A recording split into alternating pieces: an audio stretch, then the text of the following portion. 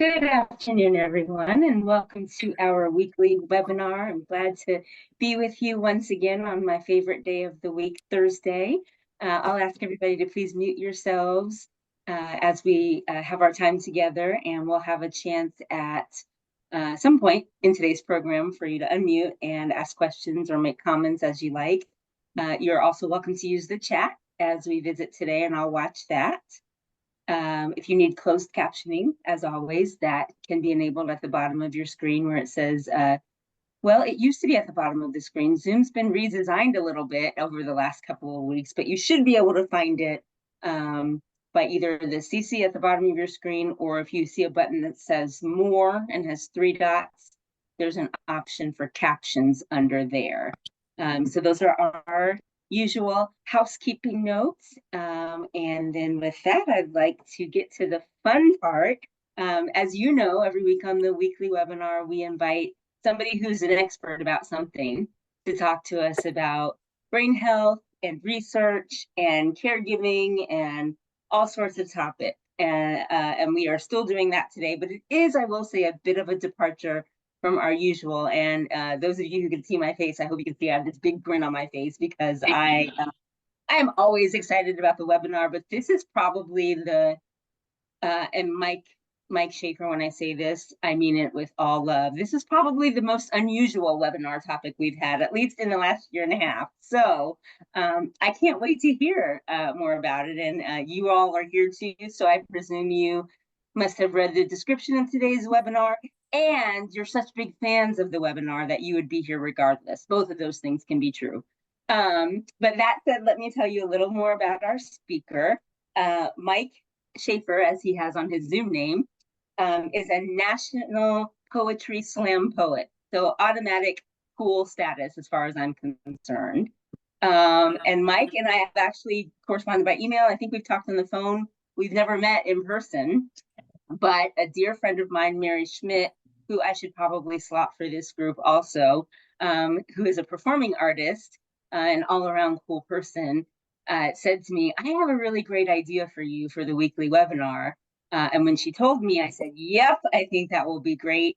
And so today we have Mike on with us.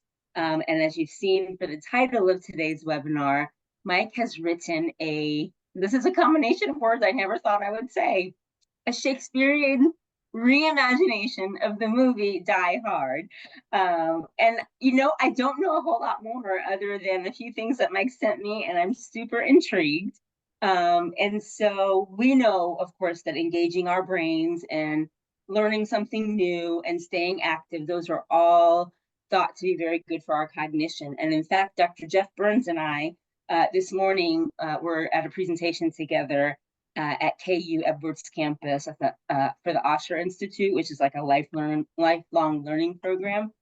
And Dr. Burns was talking about prevention of dementia, and he specifically mentions attending Zoom meetings on a topic you might not have any expertise in is a great way to protect your brain and maybe prevent dementia. So Dr. Burns approved your being here today. And so I don't think I want to say anymore. I want Mike to get us going with his Die Hard Shakespearean reimagination. Although I do also want to say, of course, we take all of this very seriously. And I'll let Mike maybe tell us a little more about why this play, why this production. But of course, I know top of a lot of our minds is Bruce Willis, who really brought frontotemporal dementia a lot of attention. And attention is important because attention gets us closer to treatment and cure and prevention. So while we never would wish any kind of dementia diagnosis on anyone, we are always grateful to those who are willing to speak up and speak out. And I've got some resources for frontotemporal dementia that I'll put in the chat, probably while Mike is presenting, but pay attention to him, not the chat. It'll be there. And I keep saying I'm going to turn it over to him. So finally, Mike, the stage is yours. Thank you so much for being here. Oh, wonderful. Well, thank you so much for having me. Thanks. That wonderful introduction. And I'm just thrilled to see all these names and faces. And I spotted, I think, even a cat in the audience there. So welcome aboard. My name is Mike Schaefer, and I grew up in Flandreau, South Dakota. And I just recently retired from a career in teaching high school English and theater and poetry up in Fairbanks, Alaska. And over the last couple of years, I was a very active member of the theater community up there. Fairbanks has a number of different community theaters, and this play, Thy Hard, a Shakespearean reimagination of the wonderful Christmas classic Die Hard. It's the third in a trilogy of plays of fundraisers that I wrote for Fairbanks Shakespeare Theater. The first one was Caddyshake's, Shakespearean reimagination of Caddyshack, and that did so well up in Fairbanks. Three of us, all teachers, who had the summers off, we took it to the Kansas City Fringe Festival in 2019 and had a very successful run at the Buffalo Room.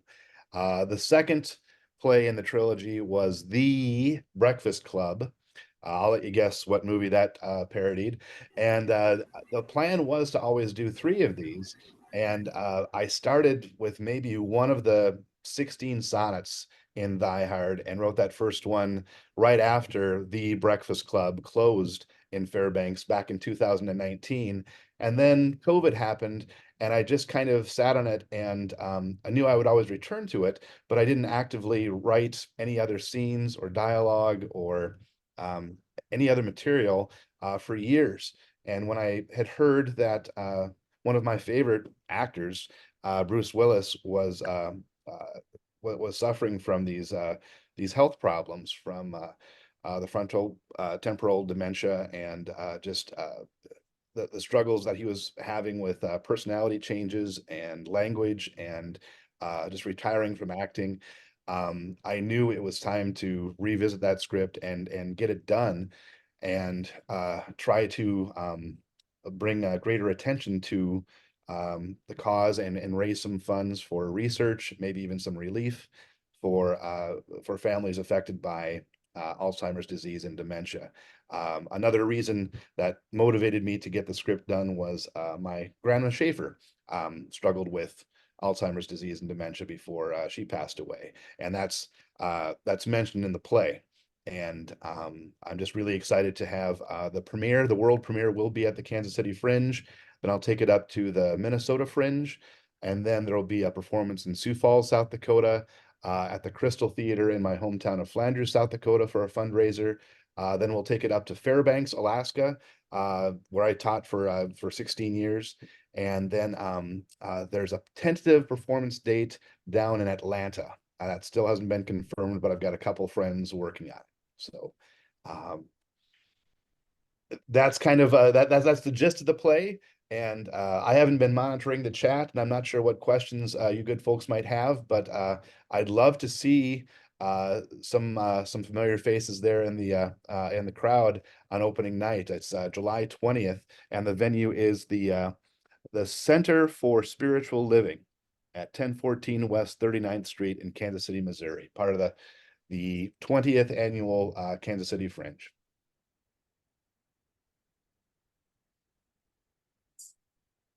Oh, and there's the promotional postcard. There we go. Yes. Yes, everyone. Here is an image of the postcard for Die Hard. And as you can see, it's going to be part of the Kansas City Fringe Festival, which is celebrating 20 years this year. Fantastic.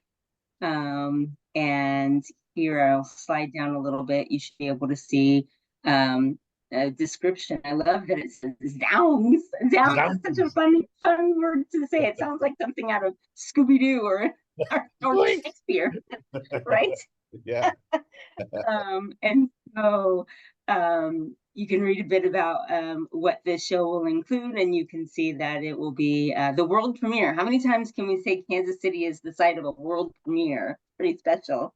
So if you go, you can say, I was there when this big show got underway, and it looks like there are lots of options for attendance. Afternoon, evenings, even a late night, 10:30. That's for the die-hard people, right? That is, oh, and I should add, recently the Fringe headquarters got a hold of me. There was, these venues are host to 5, 6, sometimes 7 different plays that rotate in. There was a play that recently dropped out, and they have changed that last late night slot for the diehard fans to 6 p.m. So Oh, you can still be a night owl. You can still stay up. I'm not going to make you go to bed, uh, but that last that's slot is no longer 10:30 p.m. It's now 6 p.m. okay. Well, good to know. And I have to tell you, you couldn't know this, Mike, but Dr. Burns in our presentation this morning was talking about good sleep hygiene. Oh yes, And he was talking about how it's good for our brains to, establish a routine and go to bed at the same time and get up at the same time. So no one has to disrupt their sleep schedule to stay up till 10:30. You can go yes. at a civilized hour. No shade to anybody who does stay up that late, but you can go, it looks like, at many times to see the show and still be in compliance with our tenets for a good, healthy brain. Yes, Um, and one of so my favorite teams to support are the Kansas City Royals, and I noticed they have a series of home games that week, and I'll be able to not only do my show and promote other shows and attend other shows, but I hope to take in at least one or two um, Royals games at that lovely, lovely baseball stadium that you have. yes. Excellent. Another great idea, keeping yourself active and engaged and getting out and getting that good vitamin D. Mike, I think you're on the right path for keeping your brain sharp. And I know already that your brain is sharp because you have written a Shakespearean reimagination of anything, of a classic movie that is beloved by so many people. I'm going to stop sharing for just a moment because it's easier for me to see all of you. And you have done this. And Mike, I wonder if you wouldn't regale us with a bit of your process. Like, how do you decide? Oh, I have an idea. I think I'll write a Shakespearean reimagination, and it's going to have sonnets, and it's going to be about a movie. Um, how does that come out of your brain and onto the stage? Well, I have to thank the Kansas City Fringe. Um, because I would see more and more successful productions would have some sort of tie-in to Shakespeare, either a Shakespearean angle or reimagination, or take or characters thrown into the mix just for the absurd spectacle of it. And I had become more and more involved with the Fairbanks Shakespeare Theater out of Fairbanks.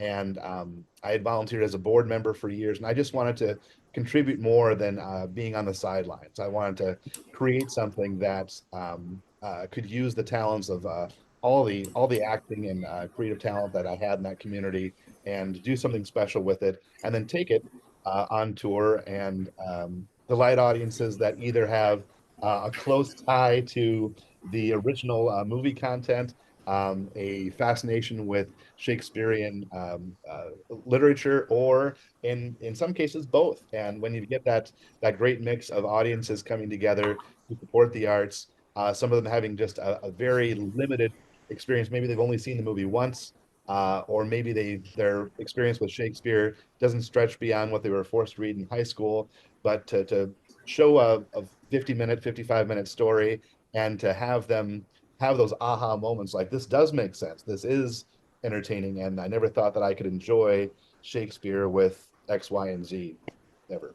And That's perfect. So now I wanted to invoke a little bit of my undergraduate degree from college is a Bachelor of Arts in English. Um, so I remember, I think, correct me if I'm wrong, please, that a sonnet has 14 lines. Is that one of the rules of sonetry? I just made uh, that all words were made up at some point, right? up. So yeah, So 14 lines. So how faithful are you to that in your writing? I mean, I'm not going to sit there in the audience with my pen or anything, but well, is your stuff really sonnet? Uh, most of it will be confined to the 14 line structure, with the last two lines being a rhyming couplet. I'm coinciding my world premiere down in Kansas City with the release of my new book. And the book is very strict. It is even more strict to the 14 line structure, because people have a physical, they're staring at the words on the page, and I have to be more true to the traditional Shakespearean structure there, or the structure that he took from the Italian poets and popularized. So more faithful in the book, if anyone's interested in getting a copy of the book in Kansas City, and less strict in the delivery on the stage. I want to say out of the 16 characters or sonnets that are delivered, probably about 12 of them are true 14-line poems. That's amazing, Mike. Another question, and people feel free to ask other questions. But another question I have for you, Mike, is this a one-man show? Are you the only performer, or are there other folks with you? Well, no, it's not a one-man show. It's mostly myself on stage for 90% of the show, and I can probably reveal it to this captive audience that Hans Gruber does make an appearance towards the final moments of the show. So if you stick around, if you don't walk out on the first half of the show, there's a character. We play cartoonish versions of ourselves. I play a struggling playwright that's hoping to get a Kansas City fringe slot at the last moment, named Mike. And then I wrote this other character named Charlie, who is Mary Schmidt's husband, Charlie. And so Charlie plays a version of himself, and he's this disembodied voice on a microphone reading his lines from off stage. And Charlie appears on stage for the final 5-minute confrontation on stage. Wow, that is so exciting. I thought, I think Mike and I have been talking about his being on our webinar for a few months now, and I had every intention of watching Die Hard again, to refresh my memory. And I did not get a chance to do that. I did Google it to find out the movie came out in 1988, and I remember going to the movies to see it. I would have Yep. been 12, and Oh, I bet a lot of it went, went over my head, but I remember thinking this is a fun movie. yeah. And Mike, I have two things I want to ask you about. And that Sure. is one, I don't know that Shakespeare had any concept of movies, right? Because, Right. before his time, but do you wonder, I wonder what he would think of your reimagination. That's my first thought. I would love to hear from you. And my second one is for you and everybody. Those of you who read the My Alliance newsletter and look at the Brain Booster in particular might have noticed that I said the bonus Brain Booster question for this week was, is Die Hard a Christmas movie? And this is something that I hear is hotly debated. So, Mike, I will say you're probably the expert here in the Zoom room. So, tell us what you think. And then, if you wouldn't mind telling us what you think Shakespeare would make of all of this. Okay. Well, um, the postcard that you had shown earlier, the images, the base coat or the depiction of the Nakatomi Tower, is artwork that was originally submitted by one of my former students up in Fairbanks. He was going around to each of his teachers and he was asking his teachers what their favorite Christmas movie was, and he was then making these little artistic posters for them. And I said without hesitation, my favorite Christmas movie, the best Christmas movie, is Die Hard. And there's lots of close runners up, but Die Hard for me is my go-to Christmas movie. I believe Bruce Willis has gone on record in prior years saying that no, it's not a Christmas movie, but that's just one man's opinion. Do you know? Oh, that's great. I forgot to look to see what his opinion was. I suppose that would be definitive. Yeah, I don't But know if there's he a was poking the Christmas bear. scene. Yeah, right. In the Yeah, movie, isn't there a Christmas party in the movie? yeah. Well, Yeah. it's a Christmas Okay. party that's going on, and Christmas is part of the subplot or the setting. But Yeah. for purists who want something more that celebrates the true Christmas spirit, you're going to have to go to It's a Wonderful Life, or Home Alone, or some inferior movie. Oh, that's hilarious. Well, you know what? My favorite Christmas movie is The Sound of Music, which is absolutely not a Christmas movie at all, but they always show it the Sunday before Christmas. Yeah. And so in my mind, it is a Christmas movie, and I watch it every year as though I've never seen it before, and I worry at the end of it, it oh, I shouldn't spoil it. So anyway, we all get to define what Christmas or whatever other celebration means to us. Yeah. So thank you for indulging that. And if anybody feels strongly about one way or the other, speak now, I guess, or forever hold your peace. Mike, I want to give you a chance to respond to my other question about Shakespeare and what do you think he would make of all of this? Sure. Well, I would love to think that if he was sitting there in the front row, within the first 30 seconds, he would be very indignant, and he'd stand up and he'd say, well, that's right out of Hamlet, and he's taken my first line from Richard III. He'd want to litigate because he had no idea that his words would be celebrated and lampooned 400 years down the road. He was just trying to pay the rent. But yeah, I think his first reaction, because he also he didn't plagiarize, but he lifted ideas from the Italian playwrights and poets, and he was just put his own creative spin on it for his number one fans, Queen Elizabeth I, and then turn her cousin King James after him. But for him to be there in the front row on opening night and to see Yorick's skull, and then to hear "Now is the winter of our discontent," he would be very indignant. He'd want to stop the production and sort matters out.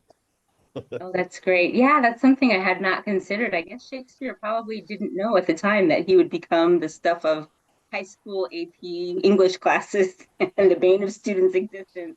Also, from wherever he got his words, he was able to share a lot of talent, whether it was his own or someone else's. So wow, imagine one of us on this webinar could be the Shakespeare of our time, and in 400 years, there'll Yep. be no more dementia, but they'll say, well, KUADRC is the place where it happened. And we'll be very, very happy about that. Gosh, thank you, Mike. I want to shift our conversation a little bit because I'm having a lot of fun.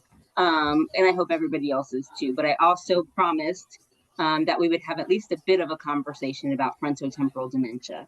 Sure.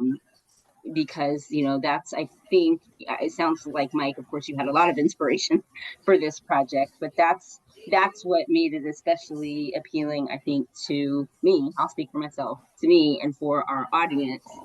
And so we know, of course, that frontotemporal dementia is one of more than 70 different kinds of dementias that neurologists have identified over a century.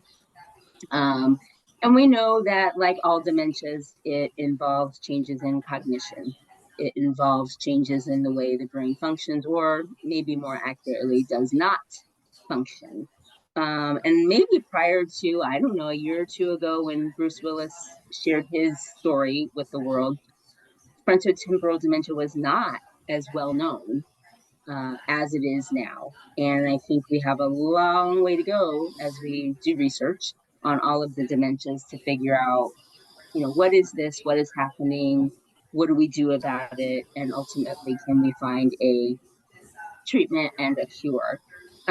We know that with frontotemporal dementia, well, let me back up a little bit. With Alzheimer's disease, we know that kind of the hallmark, or the first signs that people tend to recognize, are memory loss, and in particular, short-term memory loss. So people who have dementia of the Alzheimer's type have challenges remembering things that have happened recently. So the last few minutes, few hours, few days, harder for them to retain. And in contrast, they usually have a very good long-term memory. So things from 20, 30, 40 years ago are as if they were yesterday. They're in there. The brain is holding on to those memories. With frontotemporal dementia, it's named literally for the parts of the brain that it most strongly affects: the frontal lobe on the front, and the temporal lobes at the temples, or the sides of the brain. And with frontotemporal dementia, we see deficits in language and behavior and judgment. And if I remember correctly, when Bruce Willis first came out with his diagnosis, first shared his diagnosis, he and his family described it as having aphasia, which is a fancy word for trouble with language and vocabulary. And I think probably a lot of people, except for all the smart people that are connected to the ADRC, thought, oh, language, okay, well, of course, Bruce Willis, John McClane, that's the right name, right? John McClane wouldn't have anything like a language deficit. And then over time, I presume that Mr. Willis had access to great healthcare and ultimately was able to get this diagnosis of, I think, primary progressive aphasia. And then we now know, or he has disclosed, that it is frontotemporal dementia. Some other things you probably should know about FTD is that it tends to have a younger onset than Alzheimer's disease. So we tend to think of Alzheimer's disease as having an onset typically, but not always, of age 65 and older. And that is why some clever person somewhere said it was old-timers disease. But if you've been paying attention, you know that age alone does not cause Alzheimer's disease. Age is a risk factor for Alzheimer's disease. It is not the sole cause of Alzheimer's disease, and people of all ages can get Alzheimer's. That being said, with FTD, onset tends to be a bit younger than Alzheimer's disease. We tend to see it in people ages 40 to 65. I don't remember how old Bruce Willis is, but I think he's probably, I'm 48, he's older than me. So he's somewhere in the 60s, maybe. And again, we know that when people have FTD, they have trouble communicating, trouble with language. Often there's trouble with mobility because of the part of the brain that tells our body to, raise your arm and move your legs, gets damaged as part of this disease process.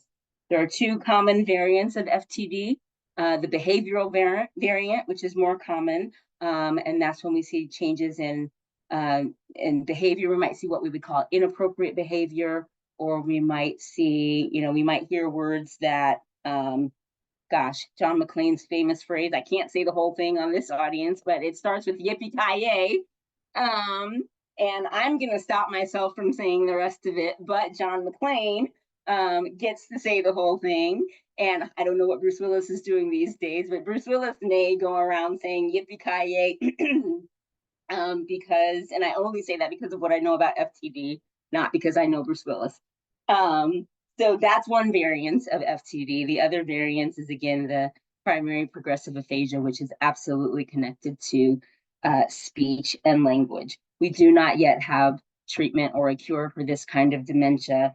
Medications that are available address some of those behavior concerns like irritability, agitation, depression, and we hope that those medications improve one's quality of life. But unfortunately, we don't have the pill that would say, yippee-ki-yay, no more FTD. But that's something that the ADRC here at KU and all 33 ADRCs around the country are working very diligently on, so that we can find some support and cure. All right, Michael, I am going to pause for a moment to ask if there's anything else you want to share. Thank you for letting me depart from you for just a moment. Mike says Bruce is 69. Thank you. Okay. Yep. Well, I thought out of the 16 sonnets that kind of are pieced together throughout this conversation that this cartoonish or stage version of myself has with Charlie off stage as I pitched this idea to him, I thought maybe I could share one of those sonnets from the play with this audience. Yes, thank you. Time for 14 lines? All right. Got it. I'm counting too. Oh, and I won't utter that famous line. But I do have a Shakespearean variant on that for those that attend. Okay. So here, this is where we have the appearance of Hans Gruber, and it's inspired by Mark Antony's eulogy from the tragedy of Julius Caesar, All Hands on Deck. Here's my best Alan Rickman. Friends, Romans, countrymen, lend me your ears. I come to bury Takagi, not to praise him. The evil that men do lives after them. The good is oft interred with their bonuses. So let it be with Takagi, your noble boss. Terrorists may say Gruber is ambitious. If it is so, then here are my demands. Are these crab cakes? Gramercy, I love crab cakes, even so. As I leech your luncheon, 'tis no reindeer jape. I shall freely filch, feast, swipe, snatch, and snape. There may be heroes among you, though. Have no illusions. We are in charge. Ho, ho, ho. Thank you. That was great, Mike. I was so engrossed I forgot to count, but I was listening for rhymes. So very good, very good. Bravo. Thank you so much. I did put in the chat some information about our frontotemporal dementia support group for care partners. So if that's you or someone you know that meets the first Wednesday of every month. So the next meeting I guess will be next month, July 3rd. 2 o'clock to 3:30, and you can see the contact person for Amy Yeager, who is the facilitator in that group. I'm sure she'd be happy to talk with anybody that wants to learn more about that support opportunity. Also, we have in the chat, if you're interested in any research studies, we're always looking for a few good men and women and everything else to figure out what's going on with all the dementias. So if you would like to do that, call the number you see in the chat, press 1 for research, and we will get you situated. Mike, thank you so much again. Fringe Festival, world premiere of Die Hard. I've got the postcard and all the information, so if anybody wants that, feel free to email my alliance at kumc.edu, and I'll share it. I think Mike would be okay with that. And Mike, we didn't talk about, if we can, I know we're 1 minute past. Oh. You are giving some donations, or you're encouraging donations to... Yes. A part of proceeds from each of the shows for the entire tour, not just in Kansas City, but book sales, ticket sales will go towards Hilarity for Charity, which is Seth Rogen's foundation. So it not only finances research and trying to progress towards a cure, but even like a monthly donation of $5 a month can go towards providing a professional or caregiver to go to a family member's house and help be company for someone struggling with maybe the early onset stages, while the rest of the family goes out for a movie or a bite to eat. And so any donations are appreciated. And again, I will take parts of the book sales and ticket sales and put them towards, it's called Hilarity for Charity. And I believe the website is wearehfc.org. Perfect. I love that rhyme. It's probably hard to rhyme something with dementia or Alzheimer's. So Hilarity for Charity it is. So you can act accordingly if you are so moved, everyone. Thank you again, Mike, for sharing your brilliance and your thoughtfulness about this very important healthcare issue that so many of us are, we didn't choose it, but we're here and we're glad to provide some support. So one last thing, next week, our speaker will be Ed Newsom, and Mr. Newsom was with us last summer.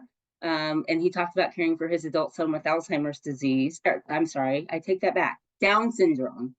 And at the time he was working on a book, and I'm very happy to share that his book is ready. It's been published. It's available now. And so Mr. Newsom is going to join us next Thursday on the webinar to talk about how the last year has been as he's written a book and cared for his son. You'll be able to ask questions, and probably we can twist his arm and he'll share a little bit from his book. And so join us next week at 2:00 Central on Thursday. And we will record as we all do. Thanks, Mike. Yes, wearehfc.com is the Hilarity for Charity website, should you want to check that out. And I messed up there. Wrong suffix. It's .org. .org. That .org. never happens to anybody here. We never forget anything important. wearehfc.org.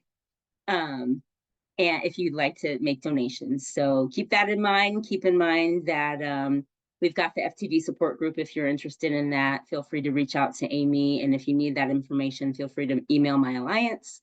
I've got the information about the show at the Fringe Festival, so I'll be happy to share that. The jury is out about whether Die Hard is a Christmas movie. Bruce says no. Mike says yes. I say enjoy regardless. I'm going to try to make time to watch it again because I have a vested interest now in seeing what I last saw 36 years ago. All right. So thank you, everyone. Thank you so much for being here. Stay cool out there if you're in Kansas City. It would be nice to have a little Christmassy snow right about now. And that's the only time I will ever in life say that. So best wishes to everybody, and we'll see you next week. Take care. Bye-bye. Thank you. You're welcome.